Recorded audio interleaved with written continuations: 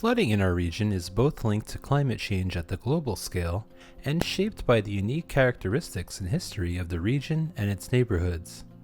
Climate change means warmer ocean waters, creating conditions more favorable for coastal storms, which can produce significant storm surges like we saw during Hurricane Sandy in 2012.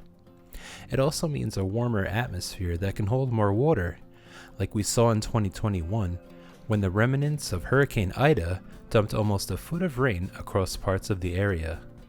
Arctic warming causes glaciers to melt and in turn causes sea level to rise. This eventually could lead to sunny day flooding, or flooding from high tides when there's no rain in our lowest lying areas. Looking at about 3 to 5 feet of sea level rise with a moderate emissions scenario by the end of the century, and even just in the short term, almost another foot and a half by the year 2050. Closer to home, the natural flow pathways of water have been altered over time, giving water fewer places to go during storms. Much of our region was formerly wetlands, and these were filled over time, often with soil containing industrial area toxins, to create the sprawling metropolitan region we know today.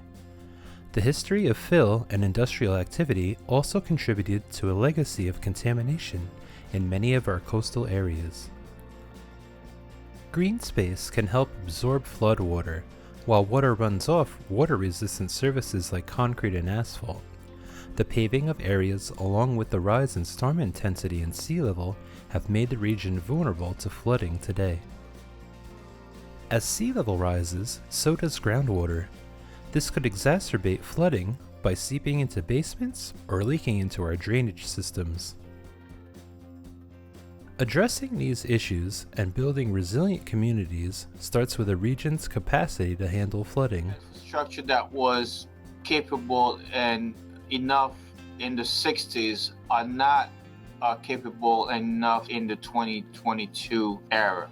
So we have to evaluate on the case by case to see what improvement can we make. Does the storm sewer needs more capacity, or the area needs drainage improvements? That's the only way a community can survive a storm like Ida.